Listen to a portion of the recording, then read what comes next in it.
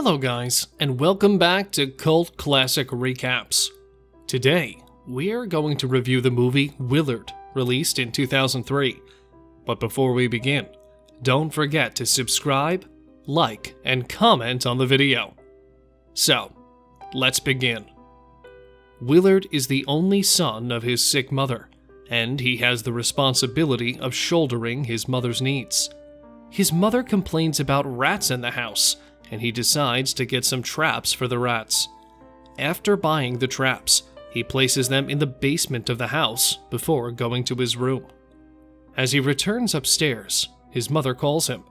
She complains that there are rats in the house, and she hears the sound of mice. He convinces her otherwise, and goes to help her put her head well. His mother apologizes for not training him well.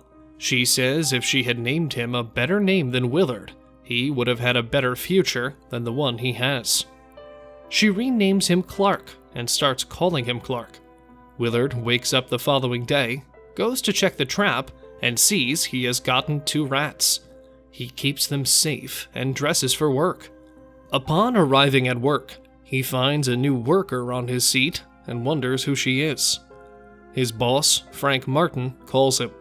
He complains to Martin that there was a new staff on his seat. Martin, however, says he is the reason the new staff and everyone in every sector at work are at a standstill, because he refuses to process sales for about a week. Martin reminds him that his father was the former owner of the company, and he had promised his father he would take care of him and his mother. A part of the promise is a clause that Willard can't be fired from work, so he should take his mother to a nursing home if he knows he can't take care of his mother. Willard complains of no money, and Martin advises he sell his father's house. Willard can no longer take those words, so he attempts to leave the office. He tells Martin he will work overtime to do his duty. With the door opened, Martin shouts at him and tells him his business is a rat race, and he won't allow Willard to make him lose the race because he promised Willard's father. Upon leaving work, Willard goes to the supermarket, where he buys rat glue. He leaves the glue in the basement overnight, and the next morning, the glue catches another rat. He pours vegetable oil on the glue and removes the rat, takes it into the bathroom, bathes it, and names it Socrates. After taking care of Socrates, he takes it to join the other rats he had caught. He gets to work that day and gets there late. Martin takes great pleasure in humiliating him in the presence of his other colleagues.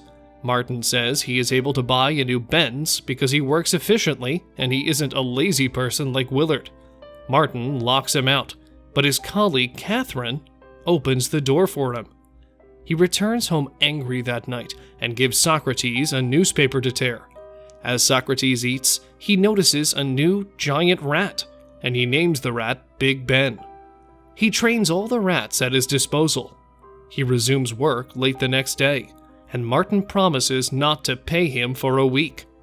Angrily, he takes the address to Martin's house. He takes all his rats to Martin's home that night, and then destroys the tires of Martin's new Benz. The next day at work, he takes great pleasure in watching Martin being frustrated for what he did. He returns home that night and goes to his basement to talk to his colonies of rats. He tells them he will not be able to take care of them again, and they should all leave following Ben's leadership. His mother overhears this conversation and presumes he is talking to her. He leaves the basement, and Ben, jealous of Socrates' privileges, tries to follow him. He throws Ben down to the basement. He sees his mother on the stairs crying. She says he is going to leave her and she hates him. He pets her and lays her in bed. However, he finds Ben on his bed at midnight. He throws Ben back to the basement and slams the door. This makes his mother anxious. She leaves her room to check. The following day, he sees all the rats by the basement staircase. He finds them eating the remains of his mother as she had fallen off the stairs at midnight. He gets angry at Ben and calls for his mother's burial. He attends the burial alone with Socrates, and Catherine joins him and sympathizes with him. She tells him he has a friend in her. Their conversation is cut short when Joseph, The executor of his mother's trust visits. He tells him his mother had refinanced the house to pay off his father's debts, and he has to sell the house to repay his father's debts. He returns home and sees rats all over his kitchen. He spends the night and sets out the next day. He meets Catherine by his door. She offers him her cat named Scully, telling him Scully's mother helped her after her mother's death. Reluctantly, he collects the cat and throws it into the dungeon of rats. He returns home that night, sees some of his father's properties, and finds the knife that his father used in committing suicide. He attempts to do likewise, but Socrates stops him. He goes to bed that night, but Ben keeps disturbing him. He goes to work with Ben and Socrates. At work, he meets his sack letter and goes to Martin to complain. On the other hand, Martin asks him to file a court case if he is angry at the decision. At about the same time, Martin's assistant goes to the office storage room, where she sees Socrates and screams. Martin enters the storage room to help. He takes the mop stick and happily kills Socrates while helpless Willard watches. He leaves work angrily that night, gets a truck, and fills the truck with rats. He takes them to Martin at work and holds the same mop stick Martin used to kill Socrates. As Martin tries to escape towards the elevator, a rat jumps at him. He falls, and Willard locks him in the elevator, leaving him with the rats. Upon getting home, Willard feeds the remaining rats in his house poisoned food. After they die, he burns them and makes his home rat-free. He goes to bed. As he wakes the next morning, he hears a knock and opens the door. It's Catherine. She informs him Martin is dead and says the cause of death seems weird. It's either murder or some animals ate him. He asks her to go out for a meal with him, and as he is about to leave the house, he sees Ben looking at him angrily. He runs out of the house to drive his car, but realizes the rats have eaten his tires.